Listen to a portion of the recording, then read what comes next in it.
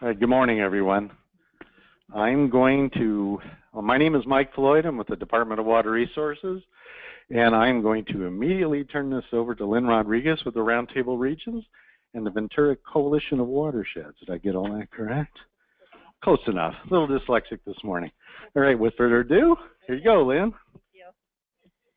Thank you very much. Yes, I'm Lynn Rodriguez with the Watersheds Coalition of Ventura County, and that is the IRWM, or the Integrated Regional Water Management Group for the County of Ventura, the area within the county. I want to just start quickly by thanking DWR for including the IRWM Roundtable of Regions, which I am co-chair with Tracy Hemeter. I don't know if Tracy's in this session or another one. There you are. And we really appreciate the opportunity to have this track, because these are conversations that we're all having at the roundtable level, and I'm hoping some of the folks in the room are not directly roundtable members so that we can bring you in to be part of that dialogue. So thank you very much. The topic of this panel is regulatory alignment needs to support better regional outcomes. We could be here all day, and unfortunately we have an hour and 5 minutes, so we are going to do the best we can to cover this really important topic with 6 incredible panel members that we have. And we're going to be doing some sort of round robin, answering a couple of quick questions, and we have several questions to address, and we're planning to have time for all of you at the end to be able to also participate in the discussion. I just wanted to start off really quick with some of the questions, the why. Why do we need regional regulatory alignment? Why do we need to work together? What are some of the positive outcomes? I'm just going to run through these because I think this is what really rallies us around the work that we're doing in this panel and what's happening in the Water Plan Update and other forums. My answer to that question, I think a lot of it has to do with avoiding costs that are associated with multiple regulatory requirements, more efficiency at the local level and getting our projects off the ground and in the ground. Expediting the process all the way around, which a lot of us spend many hours and weeks working on different permit compliance and regulatory requirements that we would like to spend actually implementing our projects. Improving trust with the regulatory community, that's a huge piece that I think we're going to hear about from folks today on the panel. And just increasing predictability so that we don't spend too much time worrying about what's happening, but actually up front can do a lot of the work needed so that we can accomplish what we're all here to accomplish, which is better regional management of our water resources. So with that kind of context and starting point, we're going to start off our first question for the panel. We're just going to kind of go down the line that we want you to talk about quickly is, please quickly share examples of misalignment with your IRWM or other programs and water projects that relate to managing water resources and the consequences of that misalignment. So we're just going to get started. Before we address that question, I'm going to introduce you. I think I'll just introduce you all. That'll be easier. We have amazing biographies. Oh. You don't want me to bio? I can read them. I am then just going to introduce everybody really quickly. We have Steve Moore, who's the Vice Chair of the State Water Resources Control Board, formerly with the Bay Area Regional Water Board. Probably most of the people in the room know Steve.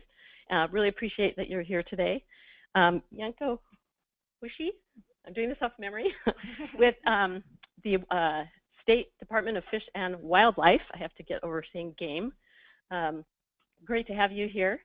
Martha Davis, who many of you know from her days with the Mono Lake Committee, but she, and more recently with the Inland Empire Water Utilities Authority, I think it's an agency, who has just a wealth of experience in water management at all levels. Carl Morrison, many of you know Carl. He's with a lot of different organizations, but is a consultant, also a Civil Air Patrol member, and an incredible, knowledgeable person about flood control, flood management, and regulatory alignment issues. Then we have substitution on the agenda today. We have on the panel Vincent Gill, who is Jin. Sorry. I do know something with that. Sorry. Yes, can you sing for us? Some of you may know him from his days with Orange County, but in the last year he's been with the Santa Clara Valley Water Agency, working with Norma Camacho. And Norma, the now CEO, the official CEO of the agency, Vincent is here in her place today. And then we have Karen Burr with the California Resource Conservation Districts, Association of Resource Conservation Districts. As you can see from this panel, we have so much experience represented across all the lines of regulatory, local water agencies, regulators at the state level, formerly regional board level, and also local water agencies. So without further ado, if you could each just take 2 minutes and very quickly talk about some of the misalignment experiences you've had and what the consequences were. And I will give you. Good. All right, thanks very much, Lynn, and thanks everybody for participating. Lots to say on this. Integrated regional water management is an opportunity for better coordination between the water boards and the local water leadership, and it's really, I think, a fertile ground to create more relationships with the regional water boards and the divisions of the state water board too, and local water leaders that are stepping up to coordinate amongst themselves, amongst different fragmented jurisdictions, or even within certain agencies that may manage water and wastewater, for instance, and help them better coordinate.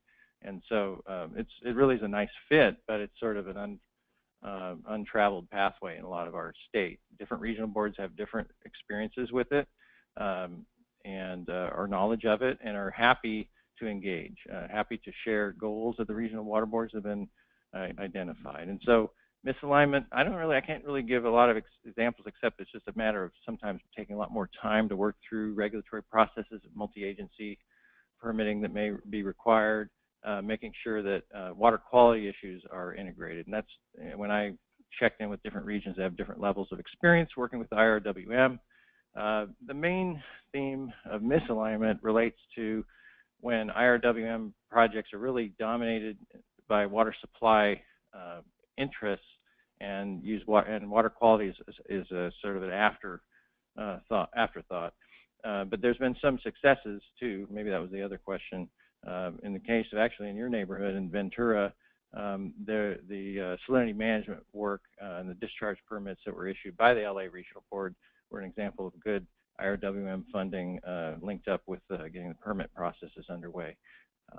I'll just say that aligning the integrated water management with water quality standards is a huge opportunity, because when you link IRWM projects to achievement of standards, you know, I'm talking everything from dissolved oxygen to safe fish passage to safe drinking water, all those things, if they're aligned, that creates a lot of power within the regulatory process to ensure things are funded and implemented.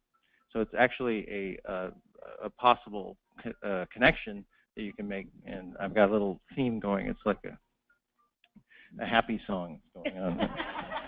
So I just think, you know, I want to remind everyone that we're organized by watershed boundaries at the regional water boards, and that creates a great template for a lot of what folks talked about, an appropriate state role to encourage watershed coordination, and IRWMs are an important stepping stone that we need to maintain, and we can encourage through more upfront coordination with regional water boards. Great. Okay, so again, I'm Junko Hoshi from Department of Fish and Wildlife, and I'm co-leading the process of developing and implementing State Wildlife Action Plan. And so, but you're answering your question, misalignment, luckily we haven't misaligned yet because we didn't try to align it intentionally yet. So we have a very wide open opportunity here. And saying this, I think it's a perfect time to start discussing and talking about it. And I think in the spirit or framework level, we are very aligned already, pre-aligned. The reason I'm saying this is State Wildlife Action Plan has a multiple goal and try to integrate all those public interests as much as possible in the context of conservation. So, and this, I think I can say our department has adopted this plan as a blueprint for our action. So probably, you know, you might have some experience. The region and the headquarters has different voice. We are working very hard to align this process too. So eventually, you know, our voice is going to be more consistent, and then we are communicating. And also, the State Wildlife Action Plan has this two-tier structure. We have a statewide approach, but it's based on the regional assessment. And the regional assessment is based on two approaches. One is terrestrial approach, and one is a watershed approach. And we adapted HAC4 as a unit. And for each HAC4 unit, we developed a pretty strong strategy for it. So we are ready to provide the information. Actually, it's online.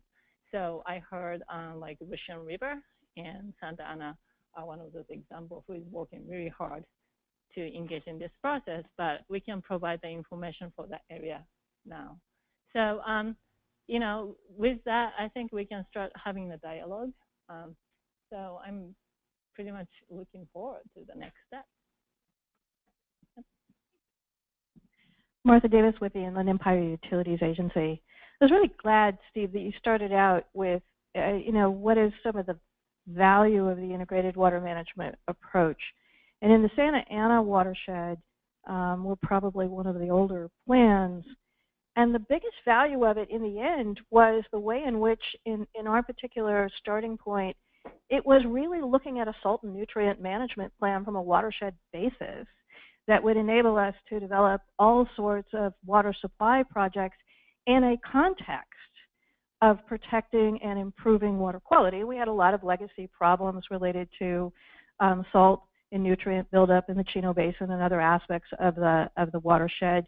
We have a lot of issues related to how we share the water that's available within the basin and be more efficient with it. So, you know, in the bigger picture, I mean, here through that plan, we were able to develop and get approved what's called a maximum benefit solution that actually enabled us to go back through our regional board up to the state board and actually modify some of the water quality standards that would be operated in collaboration with the way in which we were implementing our IRWM and individual projects. If I were to pick out some of the places where this is really hard, I mean, and we'll talk more about this as we get into what should be done, it is making sure that we really understand that as we look at the ground and the individual projects, they're genuine trade-offs. And so as we talk to one another about, you know, how do we do better planning at a watershed scale, which is clearly the right way to do it. Really glad I heard all those comments earlier today about how do we look at this from a watershed perspective. We also have to deal honestly with the fact that our things are in competition with one another and they have to be worked out. So that's where I see a lot of the misalignment and sometimes misunderstanding occurs. And there are solutions there that we can work on together. The second is, and this is an interesting challenge, our plan's been around long enough that there's been changeover in agency staff.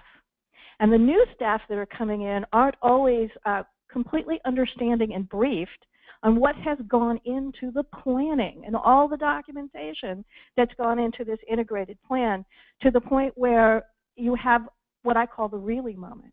Really? You think that that should be changed? Really? 10 years, 15 years of agreements should be thrown out the window because you think there's a different way of doing it.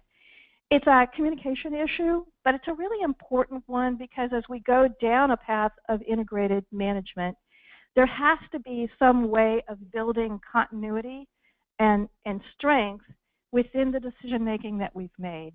And that's hard when you've got new people coming in and saying, why did you do this? And we have a regulatory authority to change it. And that always creates consternation when you're working on an integrated plan. More later. Thank you, Martha. We'd like to clone you. I'm Carl Morrison, and I'm with the Bay Area Flood Agencies. Interestingly enough, the Bay Area Flood Agencies were created after all the flood agencies in the Bay Area had to get together and write their portion of the first IRWM plan. And we decided that we liked each other and there were other things that we could do together. And so that's one of the benefits that's come from the Bay Area plan. I want to try and answer the question, is the challenges with permitting and alignment because of IRWM. This may be just an oversimplification, but you have enough challenges getting a permit with a single purpose project. And when you have a multi-purpose project that you develop through integrated regional management, you just exacerbate the permitting challenges. We've not experienced that in the Bay Area because the Bay Area IRWM is all or parts of 9 Bay Area counties. And what happens in Santa Rosa and Sonoma County probably has a little, if any, impact on what happens in Santa Clara County.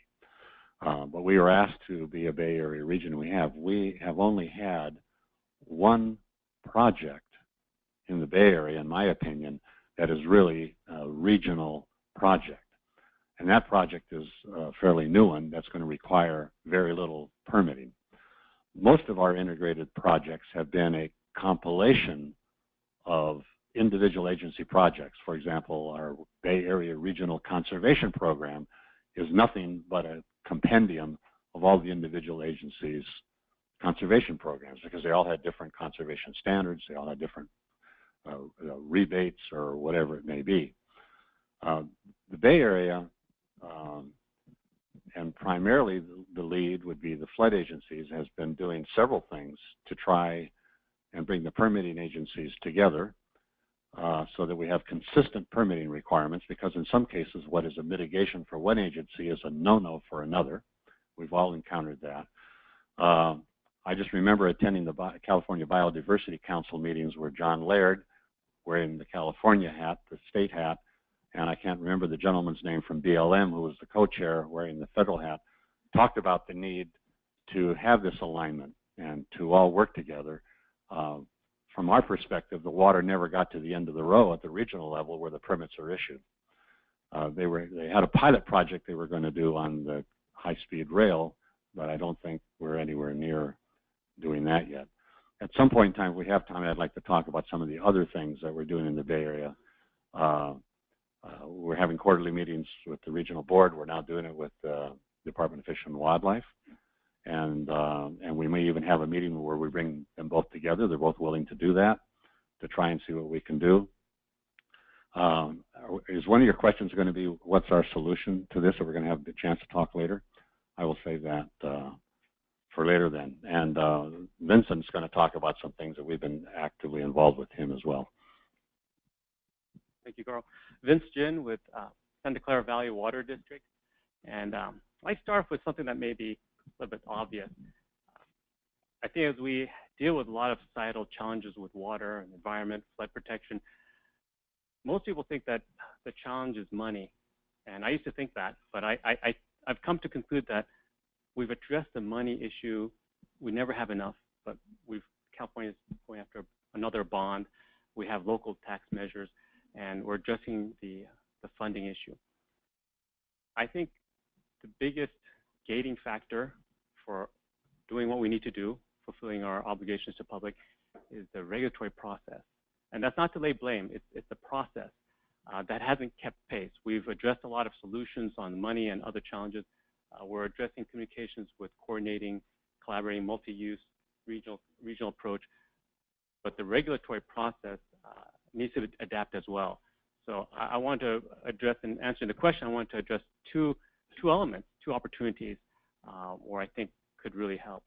From a public agency standpoint, I think that there's a one-size-fits-all, and we're public servants expending public dollars for public good, as are the regulators.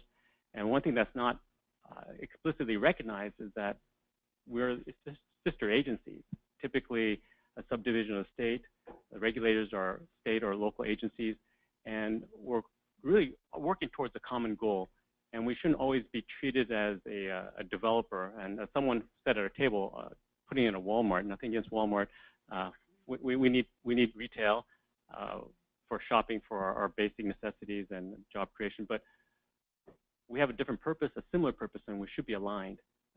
And we do have to go through a regulatory process, but we should be addressed as a sister agency, and the rules, the regulations, maybe even the statutes should explicitly acknowledge that we're government agencies pursuing public good and treat it a little differently. And there's a whole discussion on how to go down that path, if at all. The second item I'd like to briefly touch on is staffing, the demand side of the equation. We always talk about the supply side of the equation. We always talk about the demand, people needing permits. But there's a resource conversation to be had with the regulators. They have a tremendous responsibility. There's a huge regulatory rule that they have to implement, but there's not a lot of staffing. So a lot of people knock on their door saying, I want my permit, and I need it now. But there's not a lot of resources to address that demand side. What we've done in Santa Clara Valley Water District is we've funded regulator positions, 5 of them, 5 positions, 2 with the Army Corps, 1 with the U.S. Fish and Wildlife, 1 with the State Fish and Wildlife, and 1 with the Regional Water Quality Control Board through a regional association ABAG. So we've funded the regulators to work on our project. We have an acute need, but that's not the solution for everyone. We're happy to do it. We're willing to do it. We recognize that the process is important and we're funding it, but not everyone, maybe even the majority of public agencies can't afford to do that. So I think we also said at our table, budget is policy, and if it's important, then we also have to address the supply side of the regulatory framework. I'll stop there. I threw in a lot, and I know we're going quickly here, and turn the mic over. All right. Well, thanks. My name is Karen Burr. I'm the Executive Director for the California Association of Resource Conservation Districts. And the 98 RCDs in the state work at the intersection of community, agriculture, and conservation, doing oftentimes small-scale projects in their communities for restoration and for agriculture, but in many cases, much larger projects. And just an example of some of the things we work on, it's everything from irrigation efficiency to carbon farming to fish passage to, you name it, anything that's happening in the local community. Where we run up against regulatory alignment issues, I think all over the place, or really government alignment issues, but I think the biggest one that probably illustrates the issue the most is with doing fish passage in particular. And what we're doing is, as you mentioned, the mission of our projects is entirely focused with the agency that is trying to regulate this entity. So in particular, if we're going to Fish and Game or Fish and Wildlife, and asking for a permit to do a fish passage, our project is directly in line with what Fish and Wildlife is looking to do, and yet we still are put through a really excruciating process. And for a small agency that has limited funding and limited resources and is pretty much entirely soft-funded, trying to put in just getting the permits can actually be a huge impediment to getting the project done. So if you can imagine this from the perspective of someone doing this work, they've gone out, they've found a landowner who's actually willing to go through the process of, let's say, removing a bridge that's going across, it's now just a road going across a culvert that's got salmon coming up it. They have agreed to spend money of their own to do most of the work, to be able to put in a passage for fish, to be able to help the fisheries restoration projects. And they then have to go through the process of finding the staff time to spend, in a best case scenario, a year and tens of thousands of dollars to somehow get these permits to work. In a bad case scenario where they're actually able to get them through, we're talking more like 3 to 5 years and in the range of hundreds of thousands of dollars. For a small nonprofit entity, and we're actually special districts, but same idea, to be able to get this project done, the agency doesn't have the funding. We don't have the ability to staff it, to do this, and then the farmer by year 1 is like, is this project happening or isn't it? And if it isn't, I've got crops, I've got things I need to do, you're really holding on my operation. So for us to be able to get those projects done is really critical to being able to have a better conduit into getting these permits, and it is the single thing that holds us up from doing a lot of the watershed restoration that we're trying to do around the county. And then the other thing I want to add to that is that the other challenge we face is, again, I said that we're mainly soft money funded. So we're looking at pulling in grants. Often state agencies, Department of Fish and Wildlife is a really good example, don't fund any of the planning process, or if they do, it's a very specific separate step from the actual funding. So we're out there trying to do the planning. There's no funding for that planning. And then once the grants come through, they're only there for 3 years. So if you haven't done all of the work to get your grants in line or to get your permits in line before you get the funding, it's very frequent that you won't actually have the funding to do the project once you've gone through the permitting process. So there's 2 misalignments there. One is the actual alignment of the work that we're doing with the work of the agency and trying to get those permits. And then the second side of that is the grants that are there to make that work happen don't align then with the regulatory processes and with the timelines that we're expected to kind of carry out this work on the ground. And the result of that is that there are thousands of projects that we have that are funded, that landowners are willing to put in their own money for, that would help our resources in a really big way. And they're just being left on the table undone and unfunded and uncompleted, primarily because of the regulatory process and what it takes us to get through it. Thank you very much for all those examples. I think this is going to generate a lot of good discussion that can go on beyond this discussion today. But what I wanted to quickly point out, because one of the things that we're doing in this process is linking up to a recently released document, the Stakeholder Perspectives document that DWR released back in, I believe it was in March, that was the outcome of several years of planning for IRWM, Integrated Regional Water Management Strategic Planning. And this document is full of great ideas, great suggestions under Mike's leadership and with a task force of, I think, 10 or 12 people. For several years, there were a lot of discussions about a lot of issues, and one of the strategies, the very first one, is improve alignment. And as we go on to the next part of the discussion, I wanted to make sure that all of you have seen this document. I know there are extra copies here in case you haven't seen it, and that this is just a wealth of good information that is both confirming what we know at the local level for those of us that are practitioners, and the state's involvement and the state's role and how we can work together. So we're really just at the beginning stages of taking this document and making it accessible to everybody and make it useful to help drive what happens next.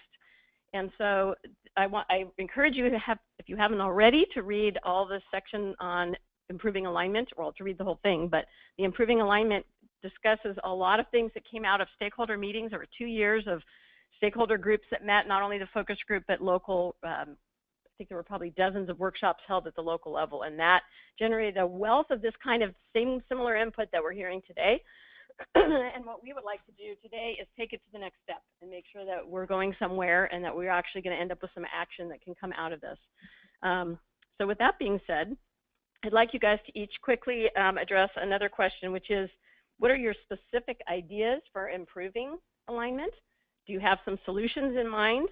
And if possible, how would they fit in if you've looked at the stakeholder document? Do you already see it in there, or is this something new?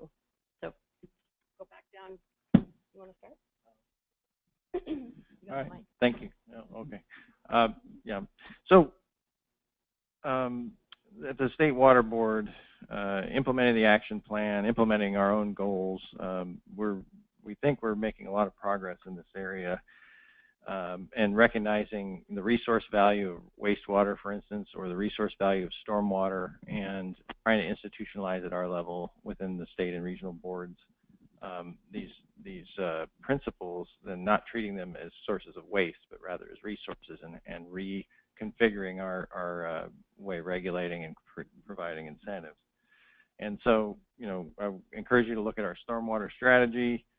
We've already begun contemplating alternative forms of compliance. This gets to the engineering reality of drainage in our cities, for instance, and farms.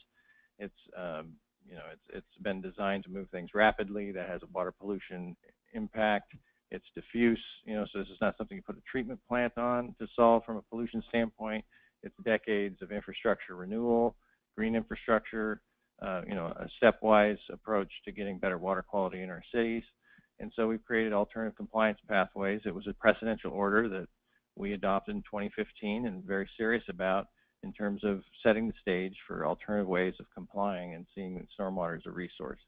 So, and I know many of you in the room are working cooperatively with our regional boards to try to make this adjustment happen. And then, of course, with water recycling, over $1 billion in low interest loans that we authorized and have already appropriated, and we've got the Prop 1 money already spoken for. We're next month looking at a debt management strategy to really leverage our SRF program, and going from 1.2 billion up to 2.2 billion is the proposal next month. But debt management strategy, because we don't want to saddle all of our infrastructure on our grandchildren, and that really gets the point of funding. I remind everyone is, look, we either pay today or our children pay. And if we bond fund, our children are paying. We're kicking it down the road just because we can't stand up to the backlash we get from ratepayer backlash. That's the importance of open water data, transparency in our decision making. And we talk about the state role. We do need to partner with locals to communicate the message of what needs to be paid for to keep the water flowing at the tap or flowing at the farms, keep the fish going so that communities that depend on fish can continue and have families and communities in the future. So, you know, it's some hard discussions that have to happen, but when we talk about regulatory alignment, you know, I think Junko's spoken of this, it's not just with each other, it's within our agencies, and it's a struggle. We're people, and you know, regional water board, state water board, we have to work together to get our priorities aligned and our permits and planning documents aligned. But this all comes down to a commitment to collaboration. It was mentioned that we have limited resources, and if we're going to get more staff, that means we got to charge more fees, because as you know, we're fee supported, and we just raised fees for some programs last week. It's never easy, so we need to do more with less, and we respect that. We think through strategic collaboration is the key, right? You don't just bring regional board staff to quarterly meetings if they don't need to be there, you know, but you do the upfront coordination, because we've got some sophisticated folks working for the water boards and fish and wildlife. We get the importance of watershed-based solutions, and we are striving to recognize that and reward that, not only through our funding programs, but through our regulatory programs. So if I could leave anything with you today, think of regulatory processes as your ally, because if you work with the regulatory agencies to devise a path to compliance that empowers you to invest local funds, partner with state to do projects that achieve multiple benefits, then you've actually made it easier to get things done at the local level, because it's required. I've worked for local government for 10 years. You may not know that, but you know, in my experience in the trenches as a civil engineer, I've seen this happen time and again, where a city manager asks, is it required? No, forget it. Is it required? Yes. Can we get away with not doing it? Yes, forget it. Is it, and so forth. So is it required and there's no way to get out of it? That's how things get funded. You can use regulatory processes, especially multi-agency processes, through pre-application forums, which, by the way, we heard the bad stories from RCD down the table. I've got good stories. You know, I've gotten my 401 and stream bed alteration agreement in less than 30 days working for sewer agencies. It's possible because you participate in pre-application forums with the Corps of Engineers and the different agencies, and it takes local leadership to put these forums together because it's, like we said, we have limited resources, but we're interested because we want this system to work for locals. We're not in it to hold things up. The goals are the same as Vince mentioned. We have missions that are awfully similar. So this means hard work. This means rolling up sleeves, setting up processes, and collaborating up front on a watershed scale so that the regulatory process and approvals just fall out naturally because of the upfront work that's been done. Easier said than done, but it's important for us all to commit to it. That's very good. You know, when you think about regulation, permitting process, it's like headache, right? It's a process. But step back a little bit, and there's a reason we have a regulation. We are holding some value, try to protect some value. It could be water quality, it could be diversity, it could be water availability, etc. So we are coming from somewhere for good intention, but the focus is so narrowed. So, and the regulation got put around to it. So each of them become a monster of its own. And when, you know, monsters come together and start to talk, it's a kind of interesting talk, or maybe we can't talk. And, but step back a little bit, and it's a reflection of the value of the natural resources. In this context, it's water. Life depends on water. And I have to flip this. Water depends on life. I mean, water storage really depends on the forest health, etc. So it goes both ways. So if there are any way we can reassure the value of the permit intention and come back a little bit and recognize that diverse need and come back together and have alignment process, I think it's a better place. And also, associated to that, you guys have a good indicator set. And we are trying to create indicator sets. Water Plan is trying to create an indicator set. And those indicators are often reflecting those regulatory values and beyond, because we want to have ecological values attached to it too. Those indicators, we have to select very carefully, so all different kind of values are reflecting to our selection of the indicator.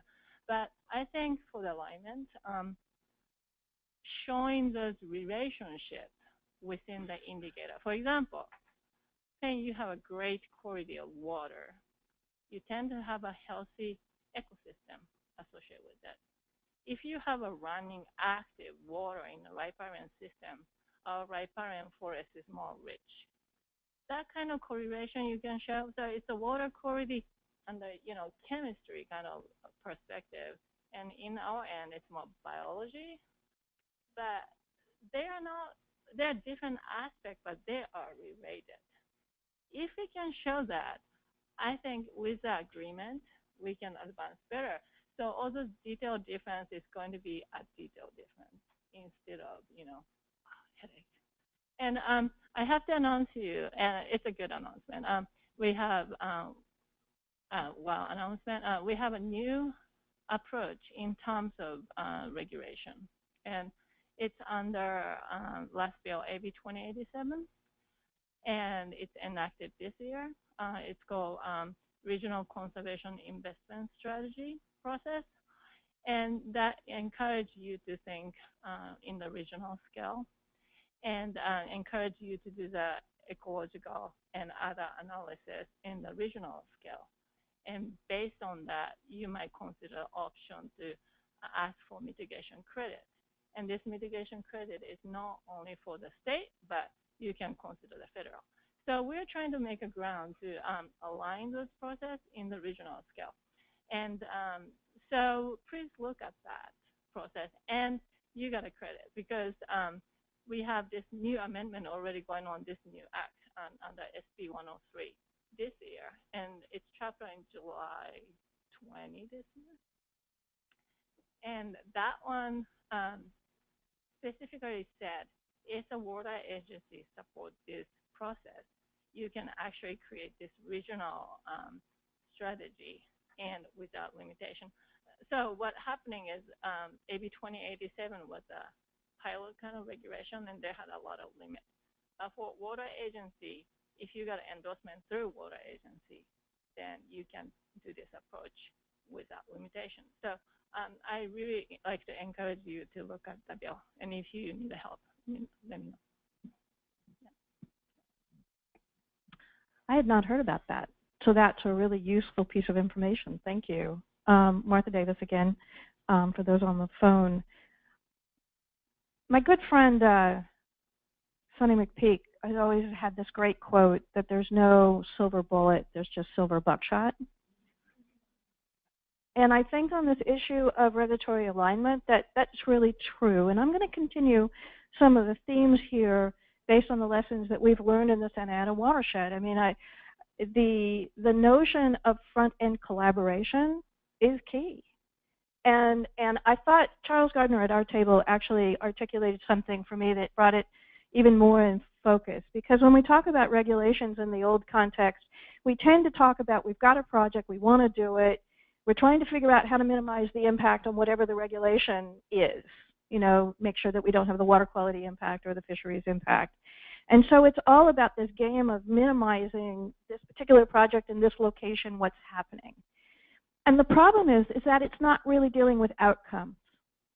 And what you're talking about in terms of the new regulatory approach, the flexible approach you're talking about, is really more about what is the outcome that we want for the region, and within that outcome is the value for the environmental resources that are there, and how to make something harmonized together and hopefully actually lead to an improvement. And I think if I go back and think about where, again, one of the lessons learned from our IRWM process, it was the ability to work with our regional board to change the actual basin plan that would enable us to both have a commitment to actions that we're going to do more to achieve water quality benefits within the Santa Ana watershed, but do that in a way that harmonized conjunctive management of our groundwater basins and the investments that we wanted to make for water supply benefits, and harmonizing that with the environmental resource issues that were in our area. But none of that can happen unless you really do have this strategic, so I'm going to pick up on your point, front-end collaboration, because that's where those conversations occur, where you do get into understanding the multiple benefits. And so in a way, it's not saying to the state agencies, you are supposed to do something per se. It's we need to do something together. And we have as much buy-in on the collaboration, even though it's not easy to do and it's time consuming and it's not cheap and all the other things. But it is a commitment to an outcome that we want for our communities and the outcome that we want for the state. If I were to pick out just a couple of things that I've been thinking about in terms of some of the places that I would like to see action, or I think there's value to it, I do think that we've got some challenges that are going on between SGMA and water quality on the regulatory front. We've seen it also on flood management in terms of riparian habitat and flood management. And in those instances, I do think that a coordination at the state level, a little bit of what's already been talked about, where the agencies themselves are getting together and trying to figure out how to come up with flexible approaches that both honor the regulatory mandates, but give people context for understanding where the tripping points are between these different regulatory requirements and what they mean on the ground, are really important. And I've actually participated in the water action team of the climate action team, or water energy team of the climate action team at WetCat. And that's been one of the places where it's been really interesting to see the different agencies coming together and making recommendations, both in the context of the climate action activities. But I think that's a really important, just something the state needs to double down on, because the conflicts are only going to get harder, not easier, as we go into over time. And I do think it is important to make a priority for staff at the regional level to participate in these processes. That clearly is the place where the collaboration really makes a difference.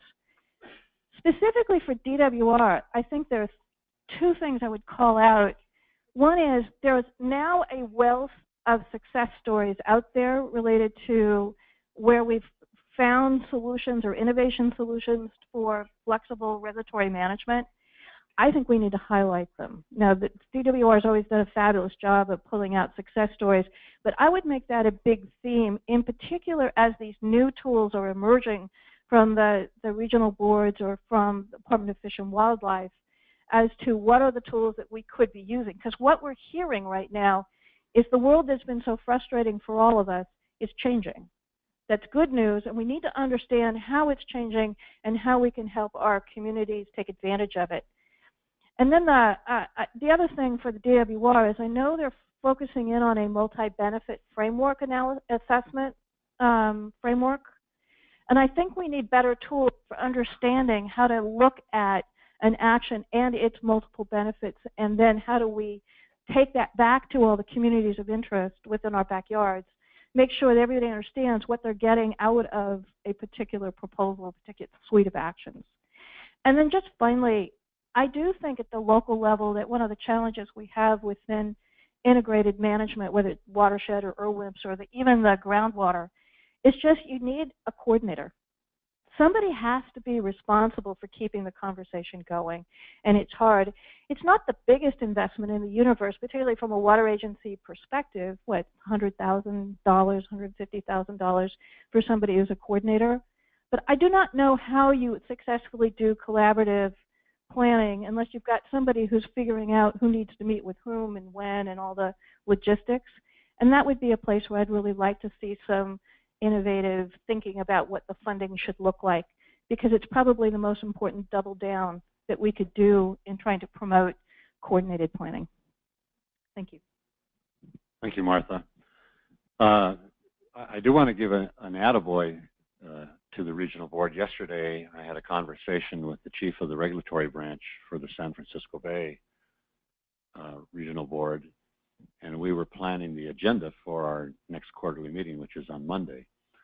And it was music to my ears when he said one of the things he'd like to talk to us about is the potential for having a region-wide stream management plan permitting process instead of individual agency permitting process, because his staff is just getting swamped with all these individual permitting requests, and said, wouldn't it be nice to have something more regional? And that's going to be a challenge for us to do that, but that was music. The other thing that he wanted to put on the agenda, we just passed a bond measure in the Bay Area, AA, for projects to deal with sea level rise around the Bay. It could be a combination of green and gray. Flood protection agencies can apply as long as there's the wetlands restoration element of that. And he's concerned about this, all these permits coming through. And then we may have another water bond coming up, and that's going to generate some more projects. And he said, we would really love to have a chat with you on how we could work out the permitting process so that you get your permits and we're not terribly overworked and have a backlog. And that, I don't think we would have had that conversation had we not been meeting with them over the last couple of years and having developed some good relationships where we can, I mean, we even have each other's home phone numbers and cell phone numbers and stuff like that. I think that's very valuable. But this whole issue of alignment's been going on for a long time. We had a EPA-funded project called Flood Control 2.0, and it had an element where we were supposed to talk about agency alignment. We did. I don't know that that really turned into anything. We have something that I didn't even know existed. We have what we call the JARPA, the Joint Aquatic Resources Permit Application. That's what I was talking about. Was that you? Less than 30 days. All right, yeah, but nobody's using it now, Steve. And most people don't even know, nobody even knows it existed, but we're trying to resurrect it. And I guess we'll rename it the More Processing thing. And then Vince's organization, Santa Clara Valley Water District, they wrote a white paper about all the challenges and everything. It kind of came out of Southern California, and they actually talked about that at the Little Hoover Commission, you know. And then I don't know how many of you have heard of Silver Jackets. That's the DWR and the Corps of Engineers, and trying to work out great projects. And we submitted an application where the Corps was going to seek funding to help facilitate this whole effort in the Bay Area. We weren't successful, but now the LA district of the Corps of Engineers is running with it, and they think there's some chances of being successful there. So my recommendations, and I'm going to give this to Vince, my recommendations is that if you haven't already, you start, and if you are already, you continue working at the region level with your permitting folks, your Corps of Engineers, both Fish and Wildlife agencies, the regional board, and we have the BCDC in our area as well.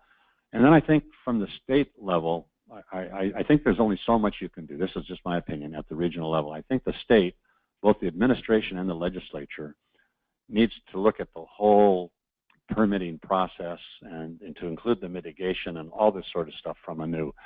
The challenge we have in the Bay Area right now is we're dealing with sea level rise. All of our 9 counties touch the Bay Area.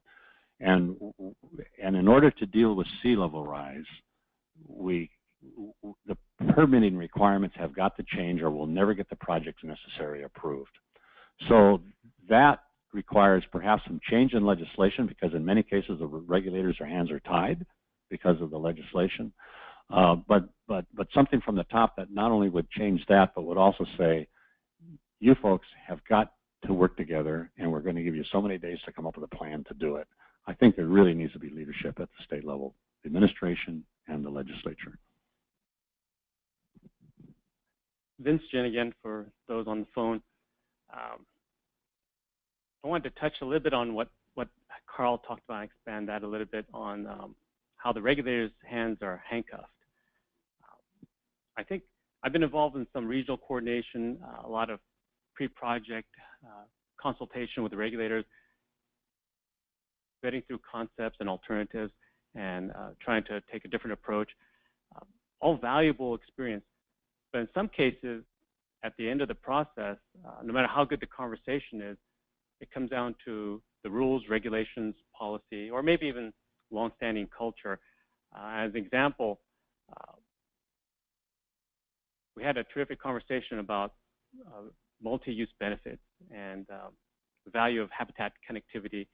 and putting a corridor, missing piece of corridor for movement, wildlife movement, connecting two valuable, essentially barbell habitat.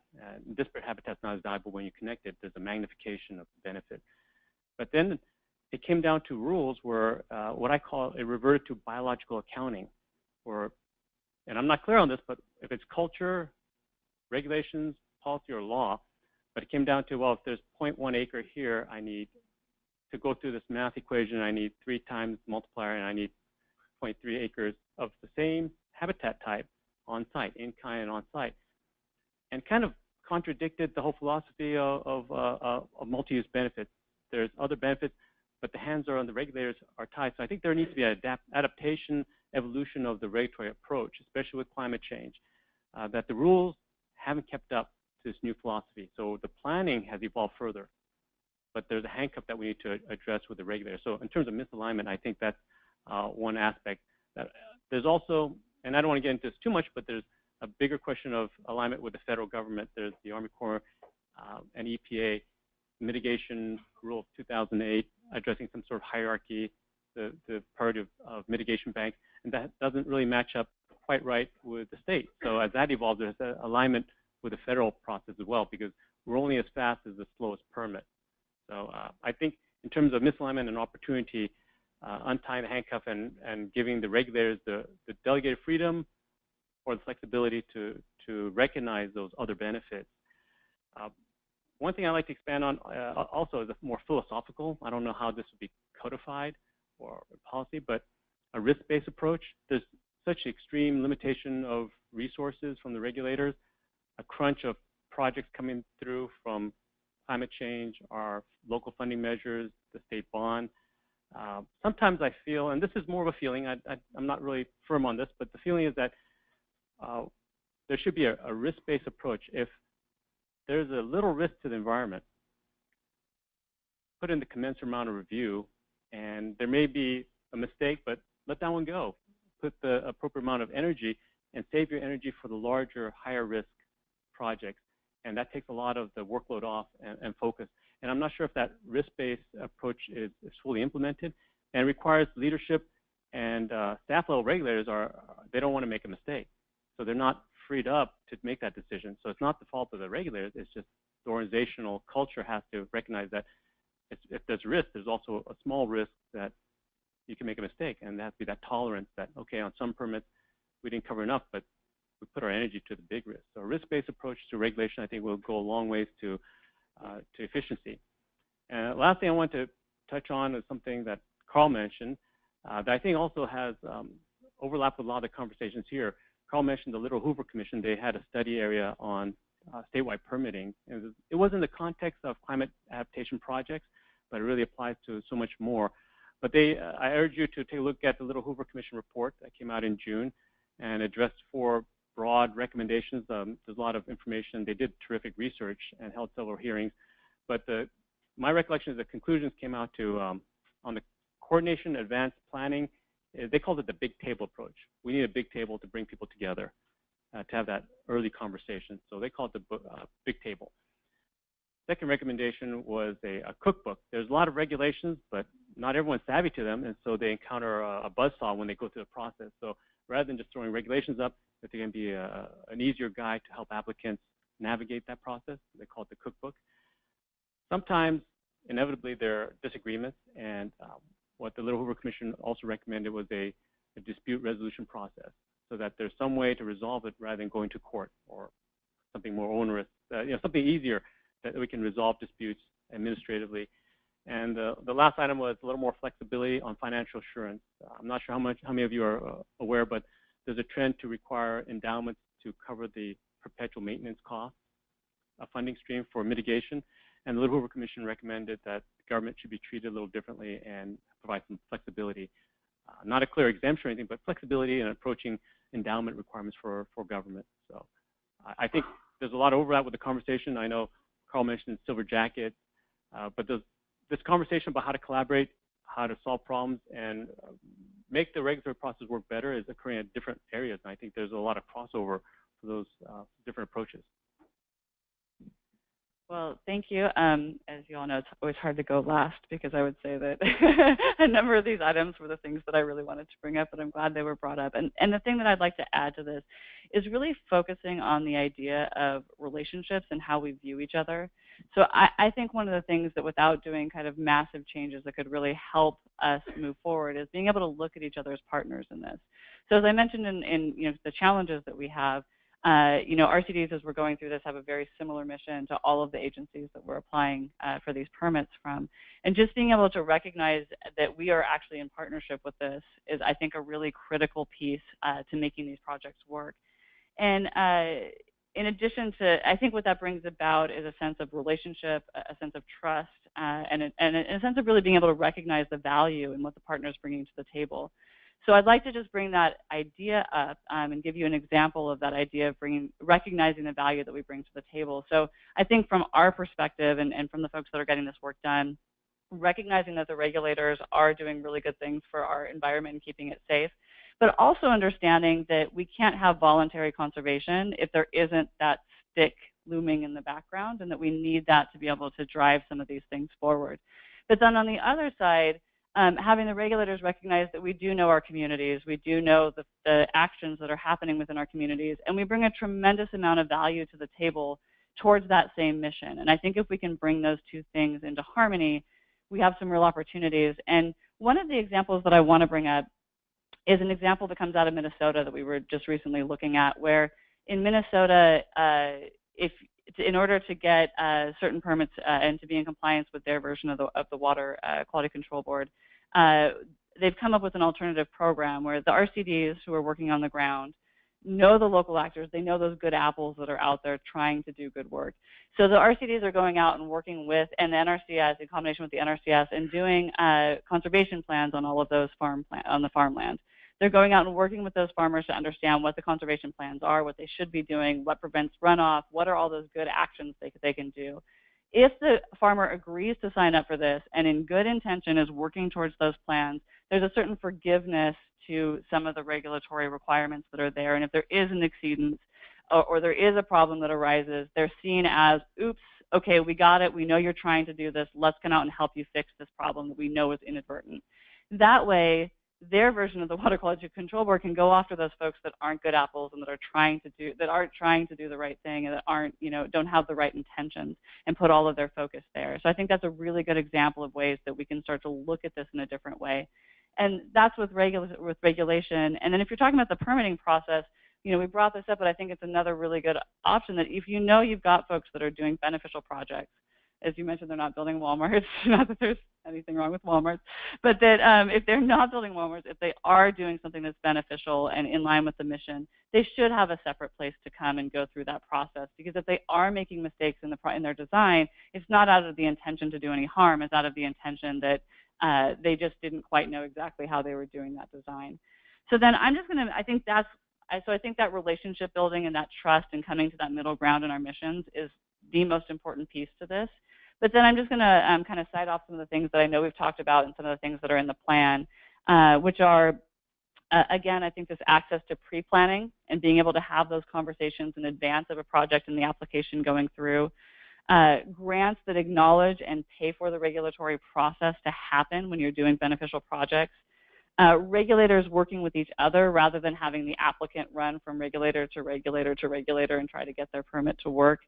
Front-end collaboration, and that recognizing that separate place for beneficial projects and folks that are working towards the betterment of the good. So I think that's what I want to say, and if you'll allow me to, I want to put a quick plug in for our annual conference, which is coming up in November, November 15th through the 17th. We're going to be talking about this issue. We'll be talking about a lot of other issues that are very similar. So I left some cards up at the front table, and if anyone's interested, the conference will be in November, and 2 days of really great conversations like this one. Well, thank you, everyone. This has been an unbelievable discussion in a really short amount of time. I think it certainly was a teaser for a lot more depth in conversation going forward. I want to just do a really quick wrap up. We don't have time to get to the other two questions that we had, but I think you sort of answered some of them in the discussion so far. So I think this was excellent, and I want to thank all of you for the time that you put in thinking through these things. Obviously, you've been thinking about them before this conference.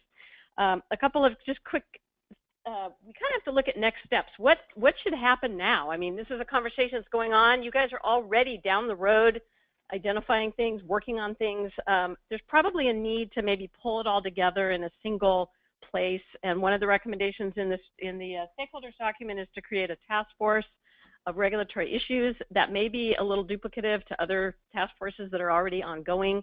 So this is something I know the Roundtable of Regions would be committed to working with DWR and the other regulatory agencies to see what would be the most reasonable next step for us to take to address the themes that came out of this. There's still a lot of work to be done. I mean, I think we've done a lot, but we're not there yet.